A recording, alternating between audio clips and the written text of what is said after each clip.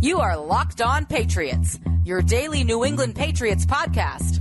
Part of the Locked On Podcast Network, your team every day.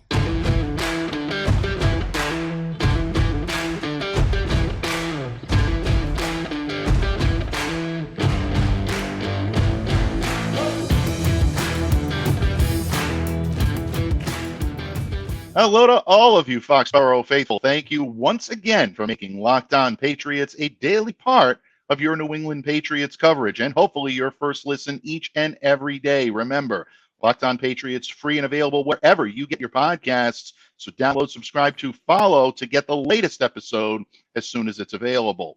I'm your host, Mike Debate. I cover your New England Patriots for Patriots Country of Sports Illustrated. So reach out to me and let me know what's on your mind on X at MDABATENFL. While you're out there showing some love to Locked On Patriots social media style, follow our account there as well at LO_Patriots. And of course, today, folks, brought to you by PrizePicks, the easiest and most exciting way to play daily fantasy sports. Go to prizepicks.com/LockedOnNFL. Use lowercase LockedOnNFL for a first deposit match up to $100. And Pats fans, I know all of you everydayers out there in Locked On Patriots land are expecting a crossover Thursday. Well, because it's the bye week, there isn't a crossover to be had, but that doesn't mean we can't hop in our Belichickian time machine and do a little throwback Thursday. And what better way to throw it back than to bring back the innovator here on Locked On Patriots. I try to do this show every single day, and I still try to get it right each and every time I hit the microphone. Today here on the pod, we bless the reins and welcome back the host emeritus here on Locked On Patriots, my good friend, my mentor, Mark Schofield of SB Nation. But I always call you the excellence of execution. That has not changed. Welcome back to Locked On Patriots. Thanks for joining me today. Mike, it is great to be here, but you have already surpassed me. You did it a long time ago, and I've reminded you of that every time I've come on, and apparently I'm not doing a good enough job of convincing you. That probably speaks to my ill-fated previous career as an attorney and the inability to persuade people of my thoughts and opinions here, but it's great to be back. I wish it was under different circumstances. A little inside baseball here for the gentle listeners. I just got done doing a show, Big Blue View, with my good friend Ed Valentine, a New York Giants show. Now I'm doing a Patriots show. As I sometimes tell people, when I start coming on shows in, say, November and December for team-specific podcasts, it's usually not a good thing. It's usually the sign that doom has arrived. It's usually the sign that, you know what, things are wrong at the quarterback position and we need to fix them via the draft next spring. And so here I am, Patriots fans, as we were a couple of years ago going down this road. It seems that we are now back on that path to a QB road and journey together to perhaps a new promised land. Absolutely, folks. So eloquently said. I couldn't even do it better myself. I wouldn't even try. You know, Mark, based on that type of introduction to what you're going to be talking about today, you can tell that we both have a flair for the dramatic in our writing styles, in our speaking styles, a little on the flowery side, but you know what? We get our point across, my friend. If I were to be writing a book on the Patriots dynasty right now, the chapter 2023 might be entitled, "Don't Let This Happen to You." And for a lot of reasons. We're seeing probably the unraveling of the Belichickian dynasty here in New England. A lot of speculation as to where Bill Belichick's going to be next year. That's all up for grabs right now. The rash of injuries that have come through the New England Patriots to key players, difficulties keeping guys engaged, in uniform. We're seeing players jettisoned and things of that nature. It really feels like the wheels are coming off the wagon in Foxborough. But I think the most high-profile regression, obviously, that the Patriots fans are talking about is the regression at the quarterback position. And who better to bring in today than the quarterback whisperer himself to enlighten us on exactly what the problems are in New England. Mark, I'm going to read you a couple of just basic statistics. 2021, take ourselves back in that Belichickian time machine that I described earlier, 521 attempts, 352 completions, a 67.6 completion percentage, 3,801 yards, 22 touchdowns, 13 interceptions, a Pro Bowl selection. Seemed like things were going very well for Mac Jones. Those were his rookie year statistics. Since then, not so much. We're at the bye week right now through 10 games played for your New England Patriots. The Pats are 2-8. Mac has completed 212 of 324 passes, 65.4 completion percentage, but 2,031 yards, 10 interceptions, 10 touchdowns. Doesn't tell the complete story, though. We're seeing a regression in Mac's decision-making. We're seeing him make back-footed fadeaways that are really becoming far too common in his repertoire right now. Short-arming throws, floating balls. Yeah, all of that can really be used to describe his final pass of the first half of the season. But we're seeing a lot more with decision-making, difficulty, hanging in the pocket, comfort level, all of that. You see things us mere mortals don't see, Mark. What essentially has gone wrong with Mac Jones from his first year in New England to right now? Because the coaching is going to get a lot of the blame, especially last year. But to me, it feels like there's something more. All right. So how much time do we have, Mike? Because there's certainly a lot that we can. Carte blanche, Mark. I can clear the schedule for you. This is again, to reference my previous life, the open-ended question you ask your own client on the stand. Like, basically tell me what happened, and then you just go sit back down at council table and take a sip of water. Yes, I just did. Two things really sort of stick out in my mind. The main one is comfort. He hasn't seemed comfortable since his rookie season, both schematically, conceptually, behind the offensive line, like you name it. You go down the list of things you want to see a quarterback do, areas where you want to see the quarterback comfortable, areas you want to see the quarterback comfortable with.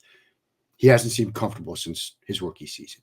Last year, certainly, there were coaching aspects to last year, which when you get done writing that book on this dynasty and this chapter, you're going to spend many paragraphs and many words on last season and the decision to have Matt Patricia and Joe Judge sort of be responsible for Mac Jones year two. There is certainly fertile ground to cover there. And if you look back, we've talked about execution last season. It was lacking. And it wasn't just from Mac Jones. There was a lack of attention to detail. And people like Dan Orlovsky and Kurt Warner, and certainly other players that have played the position and won Super Bowls and, been in an NFL huddle, pointed that out last season. But he hasn't been comfortable, and we thought coming into this year that comfort would be at least back, right? That he'd be comfortable with this offense. He'd be comfortable in this system, and comfort then inside the pocket and behind this offensive line would follow. And it hasn't happened. I think at times he's perhaps been more comfortable with this offense from a, structural, conceptual standpoint than certainly last year's, but it hasn't added up to results. There have also been times when he has not been comfortable with this offense schematically. There have also been times when he has been comfortable behind this offensive line. Players in and out of the lineup, pressure's getting given up, and you're forcing throws. When you're back-footed away from throws, you're not comfortable standing in the pocket. You're not comfortable getting hit. That's the body blow aspect of playing this position, where you might stand there in the first quarter and take a shot and stand in there and make a throw and stand tall, and everybody's clapping and you're getting the high fives on the sideline. But it hurts. It hurts. It hurts at Wesleyan University in 1997. It certainly hurts on an NFL field in 2023. Definitely. So when you get to the fourth quarter, you don't want to get hit. You just don't. You're going to back away. So there's a lack of comfort. And the other thing I think is this, and this is the mental aspect of playing the position that is often hard to quantify. It's often hard to put into words, and it's often hard sometimes to see it on film, but then there are times when you can see it clearly. Quicksand. And what I mean by that is this. I've said before, you cannot play this position looking over your shoulder. You can't play it scared. You can't play the quarterback position wondering if the next mistake is your last one because you're going to be on the bench next to the head coach. Right. But when you get into that point, when you start thinking that I'm losing my job, you start doing things differently. You start maybe, taking more chances. You start trying to force things. You find yourself in that proverbial quicksand moment where you're fighting so hard to keep your job. You're doing things that are just only going to cost you your job anyway. You're doing things like, look, Mac Jones is one of 32 people on the planet entrusted with being a starting quarterback in the NFL. That's a very, very small class of people to be in. But at the same time, he has some limitations to his abilities as a quarterback. Rolling out to his right and throwing across his body towards the middle of the field late in the down is not a Mac Jones strength. There are a few quarterbacks, even amongst that group of 32 that are trusted with that job, that can do that. And even those get burned by it at times. But to see him make that mistake over and over again, he's fighting quicksand. He's trying to do too much. As my dear friend JP Acosta at SB Nation likes to say, and he said this after the pick against Jalen Ramsey when he had the post wheel route and he tried to test Jalen Ramsey with it. A little bit too much dip on his chip there. Mac Jones has had a lot of moments this season where he's had a little bit too much dip on his chip, and it's because of that quicksand thought. It's because of that. I have to make something special happen because I feel my job slipping away. And I know that's sort of a philosophical thing. It's sort of a psychological thing here. But I've been there. Again, not to compare Wesleyan University or high school, whatever. But when you're a quarterback and you feel the huddle turning on you feel the coaching staff stopping to believe in you. You feel like you have to make everything up with your next throw. It's an uncomfortable place to be in. It's that quicksand kind of moment. And that's what he's dealing with right now. And are there easy answers to this? No. I wish I could sit here and say there's X, Y, and Z you can do play calling wise. There's X, Y, and Z you can do, philosophically as an offense. There's X, Y, and Z you can do mechanically as a quarterback. There's X, Y, and Z you can do from a roster. There are no easy answers right now. I wish there were. There are not.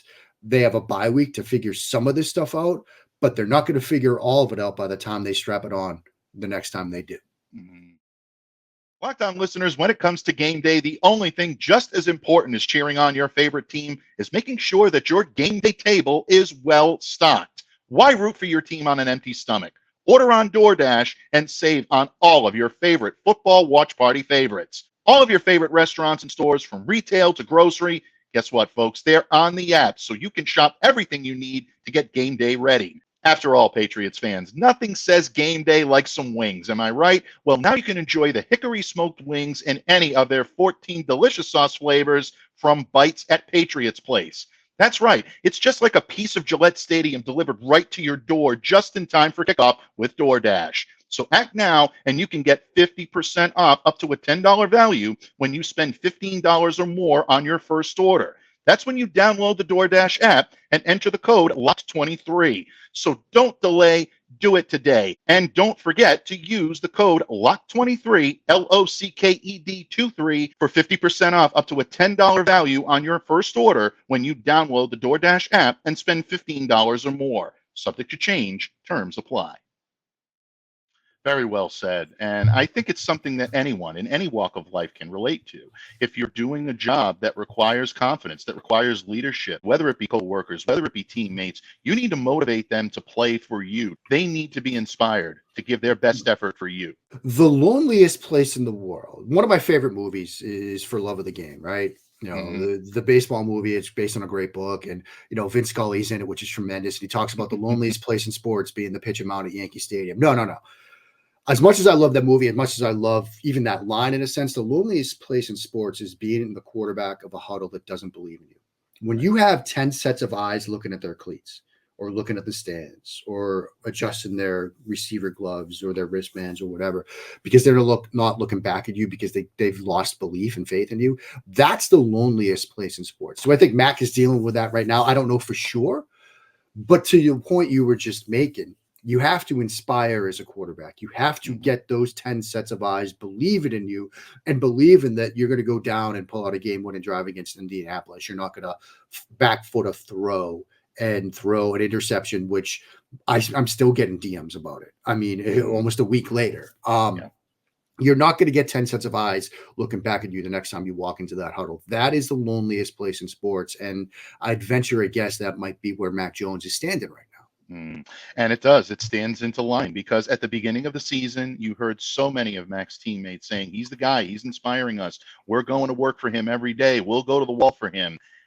The last couple of weeks, you hear the erosion at the podium in front of the lockers.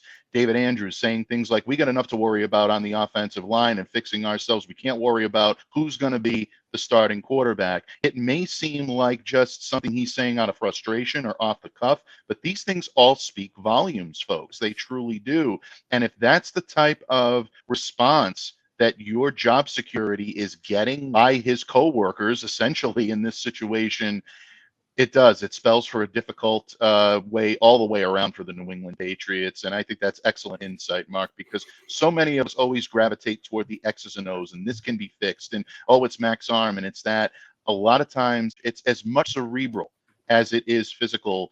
And in that case, that's tough. It really is tough to rebound from. It is a quicksand feeling. Very Shane Falco of you to say that, Bud, but I think it really does apply. I get the Shane Falco jersey upstairs, and we're all guilty of this. Look, Definitely. Like you said, like we think things can get fixed schematically or coaching change or something.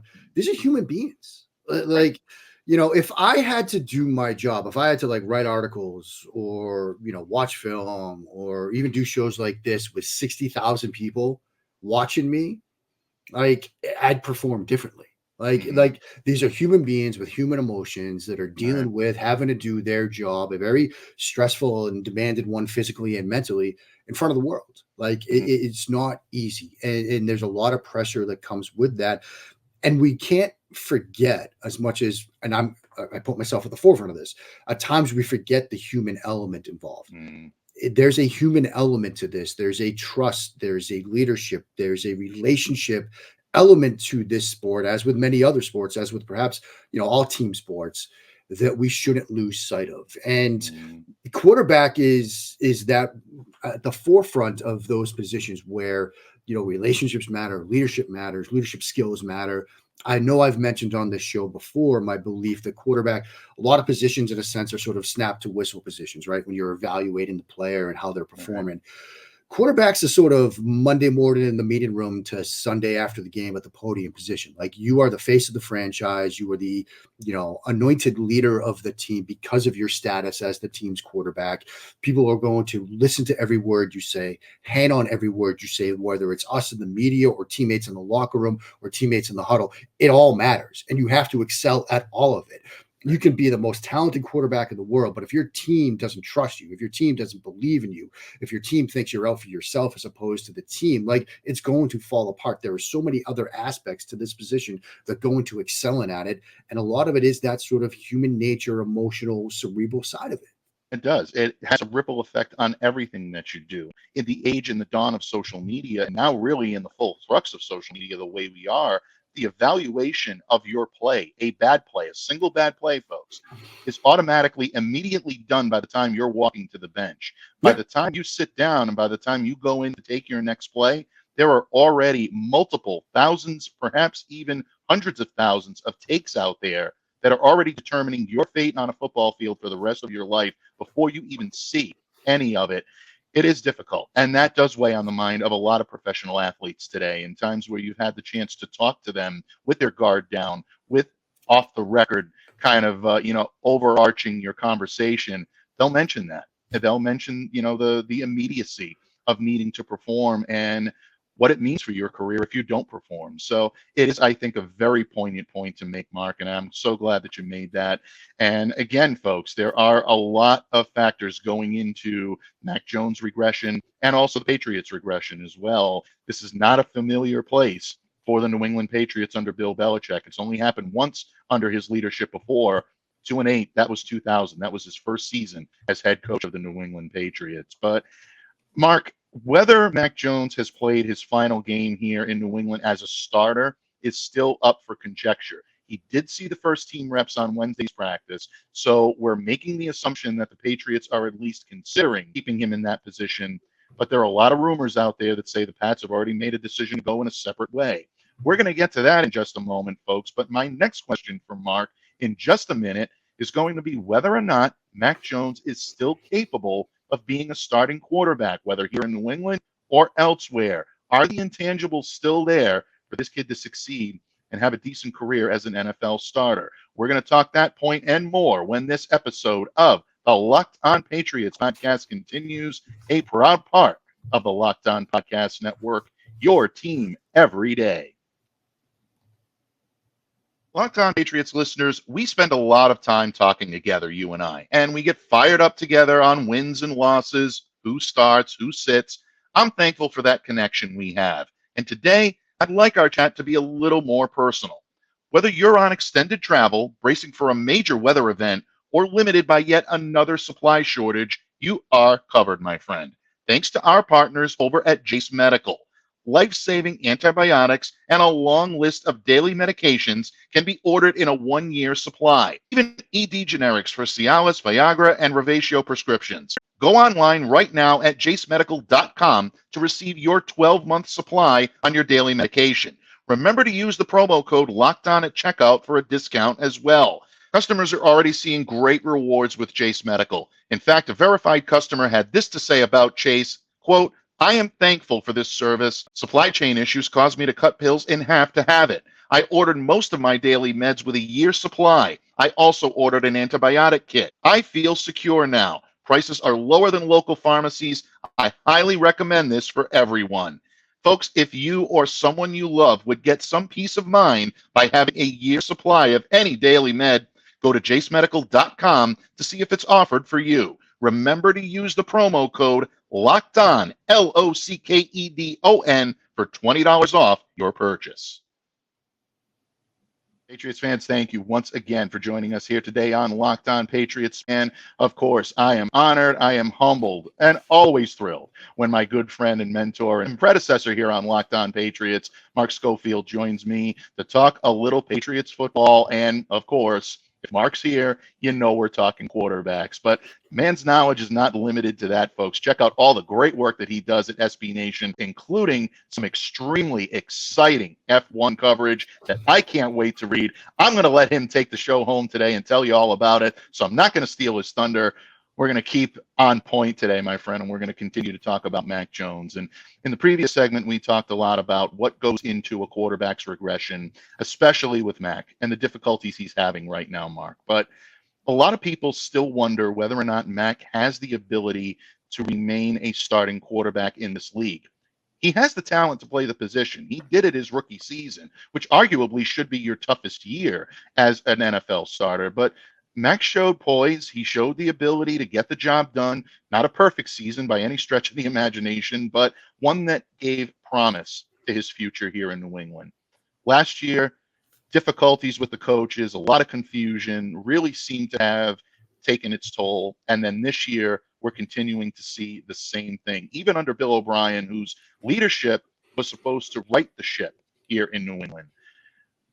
My question to you today is, even if Mac is benched for a limited time, or maybe the rest of the season, maybe the Patriots go in a different direction and they try to bring in another quarterback in the draft. And we're going to have you back at a later date, my friend, to talk about that subject in just a moment. Too loaded for one show today, folks. But if indeed the Patriots have made the decision to move on from Mac Jones, if he goes elsewhere, or if the Patriots still see something in him that allows them to believe he can still do it here, what in Mac right now, if anything, are you seeing that leads you to believe he can still be a competent starting quarterback in the NFL?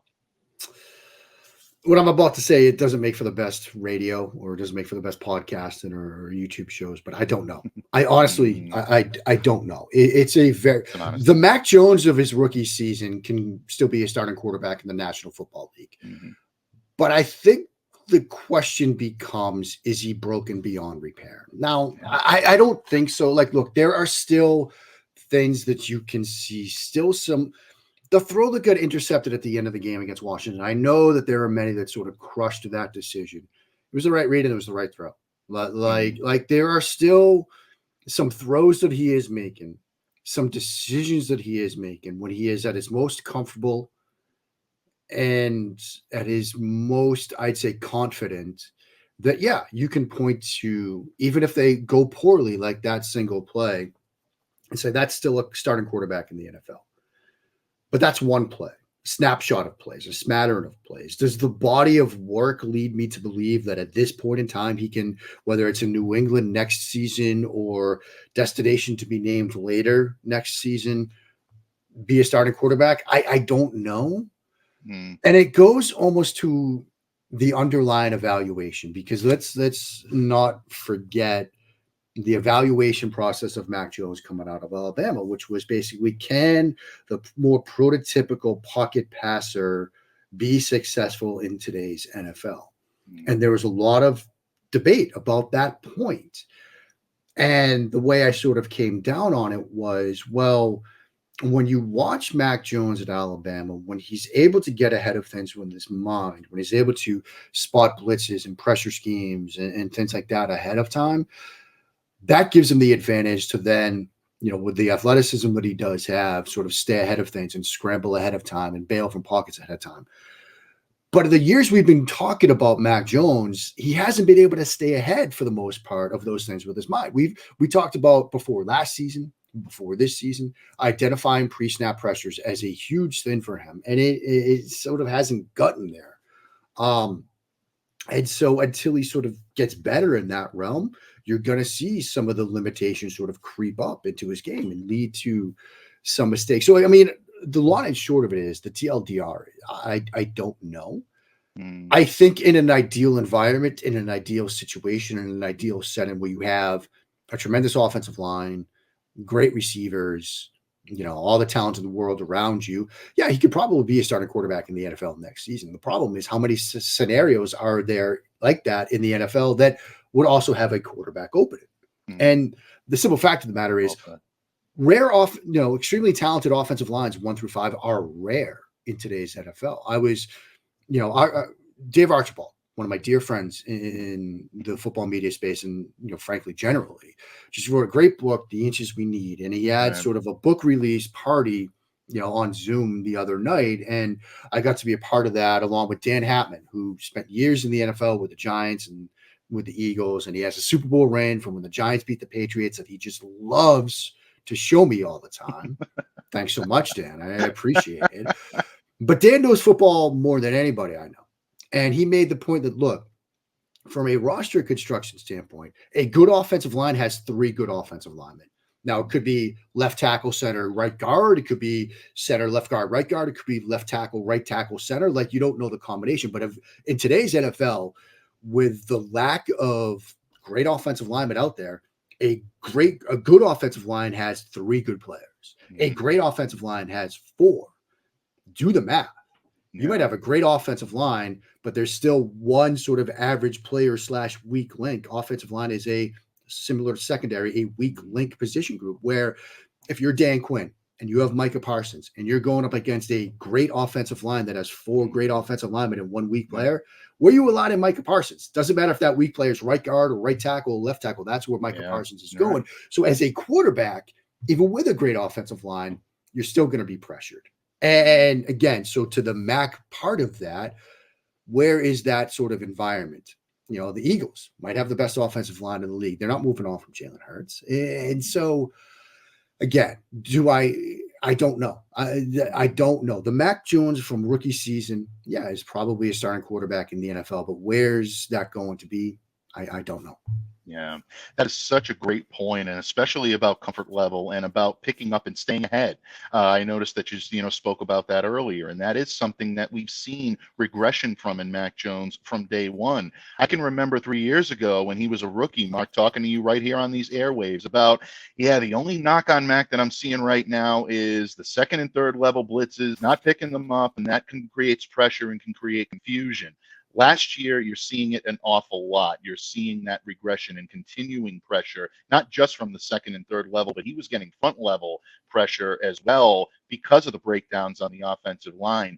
And this year, and watching a lot of the games back during the bye week in preparation for trying to see if there's something to salvage for the remainder of the season, you're seeing that again. A lot of those strategic blitzes and front level pressure, he's not able to find the comfort level. He's not able to find his receivers. He's confused, coming away with a lot of difficulty. So, I think there is a lot to be said. If Mac is going to succeed, it has to be in the right environment with the right protection and the right supporting cast around him. Whether that's going to be in New England next year, folks, still anyone's guess. Patriots have an awful lot of uncertainty that doesn't include the quarterback position. I think it's fair to point out that when we say that Mac needs like the right set of circumstances around him and the right sort of talent around him and the right environment, that's not really a knock on Mac Jones as a quarterback. Right. Mm-hmm. Like a lot of quarterbacks need that. Again, we're talking about 32 people on the planet trusted to do this job, but how many of them can really be successful regardless of circumstance? I'd say probably a handful, right? Like the Mahomeses of the world. Like there's that often sort of debated question, that hypothetical, what if the Bears drafted Mahomes? Is he still Patrick Mahomes? And I'd say he'd probably still be a starting quarterback in the NFL, probably a above average one, but do you know if he's really going to be the same guy that we're seeing right now in Kansas City? The context, the situation around the player matters. And for the majority of quarterbacks, they're going to need the right set of circumstances and context around them. It's not really a knock on them. Right. It's just a fact of life in the NFL. And so, when we say that, look, Mac might need better circumstances around him to be successful, that's not like a shot at him. That's not a knock on him. That's just a fact that, look, because of where he is as a quarterback and his skill set and his strengths and weaknesses, he's a player that might need a little bit more help than some others. So well said. And if that help is there, folks, it does create a better culture and a better environment for a quarterback. And I'm glad, Mark, you made that point. It's not something that is unique to Mac Jones. There are a lot of quarterbacks that depend on that. And when the right environment is there and he's getting the proper protection, like you said earlier, you are seeing completions made. You're seeing sound decisions being made. So the ceilings are there, folks. It's when the environment breaks down or Mac is so far behind that he feels he has to play sped up. That's when you're seeing him open at the top of his drop in the wrong direction. And then the confusion starts setting in. Then he's playing sped up and he's not finding his receivers. He's not seeing the field properly, and it leads to mistakes and, unfortunately, egregious interceptions, which are really the loudest mistakes that a quarterback can make. Mark, awesome stuff today. Absolutely spot on. I think you've opened the eyes of a lot of Patriots fans when it comes to what Mac Jones has gone through and what he continues to go through on a daily basis. But bottom line, the New England Patriots have to settle on a starting quarterback as of November 26th. Well, all right, maybe a couple of days earlier, but that's their next game coming up against the New York Giants at MetLife Stadium in East Rutherford. If you're Bill Belichick or you're Bill O'Brien, you're the Patriots brass right now making this decision based on what you've seen on film. Who should be the Patriots starter in this game? Should it be Mac? Should it be Bailey Zappe? Will Grier is a possibility? Or do they throw caution to the wind to give Malik Cunningham a shot at this, knowing that the athletic way he plays the game is electrifying? Do they see what this kid can do? Where do the Patriots go from here? If I'm Bill Belichick, if I'm Bill O'Brien, I want to see how Mac Jones responds. I honestly do. I want to see how he sort of answers the call from the way things ended in Germany with that interception. And then it was, let's be honest, that was a very strange set of circumstances when you still have a chance to win the game and you get benched as a starting quarterback for that final drive. That's a slap to the face, wake up kind of moment, right? Mm-hmm. I want to see how he responds. I want to see how he responds having a bye week and more time to think about it and prepare. So I want him to start this game to see what that response is going to be, to get to that sort of competitive toughness evaluation of the quarterback position. But then going forward, depending on how he responds and how he performs in this game, I'm very open to the idea of seeing Will Grier. I mean, I remember, standing on the field at Lad Peoples Stadium for his Senior Bowl and being part of the media scrum when he was telling us, I've got the best arm in this class. I'm the best quarterback in this class. And we're all kind of like, but I kind of like that. I kind of like a quarterback that's confident. So I kind of want to see Will Grier at some point. I want to see Malik Cunningham at some point. I mean, I think you're at the point in the season where let's start the roster evaluation process now. Because if you're working under the assumption that, unless you see something from Mac Jones this week against the Giants that we haven't seen this season, or frankly, the past two seasons, like a return to form and that sort of response and that, okay, well, wait a second, maybe there is something here. Like if you see that kind of game, absent that, you're in the quarterback evaluation business. You're in the roster evaluation business. And you're starting to think, okay, well, if Mac Jones is not here, who is our QB2 behind QB to be named later? Like you're starting that process. So it's time to get a look at what Will Grier might look like with a week to prepare, or what Malik Cunningham might look like with a week to prepare, or do some different things. Like maybe you start Will Grier, but okay, what's it going to look like if Malik Cunningham has to come in the middle of the game? Our starting quarterback next year gets hurt. You throw them into situations. You're in an evaluation portion of the calendar year now. You're not in a let's go win games to make the playoffs. That door's closed. Right. You're in an evaluation process now. So start evaluating players in different scenarios. This is, I know the Belichick question is out there, but this is a coaching staff that has prided itself on players having situational awareness. Let's evaluate them in different situations. Let's evaluate them as a starting quarterback. Let's evaluate them as a QB coming off the bench or whatever situation you want to put them in, and start getting a feel for what you have on this roster now so you know what you need to address come January 2.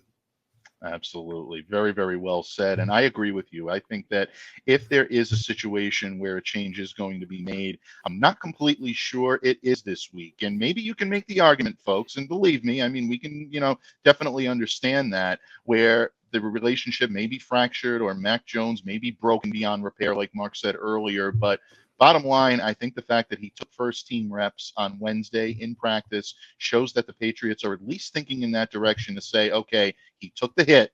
Now let's see if he can move forward, to quote Rocky Balboa. It's all about taking the hits and moving forward. That's how winning is done, folks.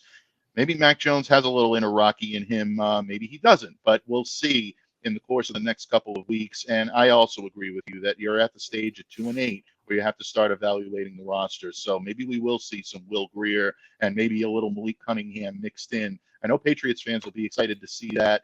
And bottom line, Mark, we always are honored, grateful, humbled by your wisdom and counsel every time you come on here to Locked On Patriots, especially when it comes to evaluating the quarterback position. A true masterclass, my friend. You are the excellence of execution. And I thank you for coming on today. And it's always great to be able to catch up with you. Before I let you go, my friend, please let everyone know where they can reach out to you and what type of amazing content, including the F1 that I teased earlier, coming from the great pen, the great voice of Mark Schofield.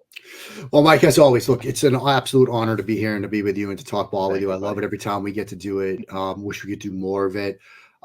As far as me, look, my job is taking some interest in twists and turns because lately the focus has honestly been the Formula One world. We've got the inaugural Las Vegas Grand Prix that's going to be an absolute spectacle, and it may be more chaos than you might expect because apparently they didn't realize that it got cold at night in the desert in November, but it will. And that might lead to a disaster. So, yeah, it's going to be a bit of a spectacle. We had an opening ceremonies on Wednesday night. The timing is going to be brutal. For example, if you're an F1 fan on the East Coast, the race starts at 1 a.m. Sunday morning. The qualified is going to be 3 a.m. Saturday morning. So, going to be some late nights or early mornings. But in the past couple of weeks, I've gotten to talk to Zach Brown, the CEO of McLaren. Going to talk to Valtteri Bottas, driver for Alfa Romeo. I just a couple of nights ago talked to Oscar Piastri, the rookie driver for McLaren, who's having what many people are calling the best rookie season since Lewis Hamilton. It's been a strange whirlwind where suddenly I'm having a night like yesterday where I'm talking, or 2 nights ago where I'm talking to Oscar Piastri, and then I'm coming to talk quarterbacks with you. So I get pulled in a lot of different directions, but it keeps me alive, keeps me awake, and it keeps me highly caffeinated. Let's just put it that way. But Mike, it's been a blast. If you want to check out the F1 stuff, that's great. You can check it out at SBNation.com. If you're bored to tears with F1 and with Max Verstappen winning every single week, I get it. Then you can check out all the football work we get over at SBNation.com as well. Definitely. And folks, as I always say, and I completely mean when it comes to Mark, anytime he puts voice to microphone, pen to paper, it's appointment viewing, appointment reading. You're always more informed. And really, if you're reading Mark's stuff, you're probably going to be better informed than mostly anyone else around you because he is phenomenal. I always say the Toto poster in front of me is always there. It's never coming down. I look at it for inspiration each and every day. You've set a phenomenal table here for me at Locked On Patriots. I'm truly honored to take this microphone every day in your honor. And like I said, still trying to get it right. And hopefully someday I might be able to get there. But bottom line, folks, we appreciate you taking time out of your busy schedule to spend with us here on Locked On Patriots. Folks, I am Mike Debate, and I remind you to stay safe and to stay well and to be the change you wish to see in the world. Have a great day, everyone, and we'll see you back here again tomorrow to wrap up bye-week coverage here on Locked On Patriots.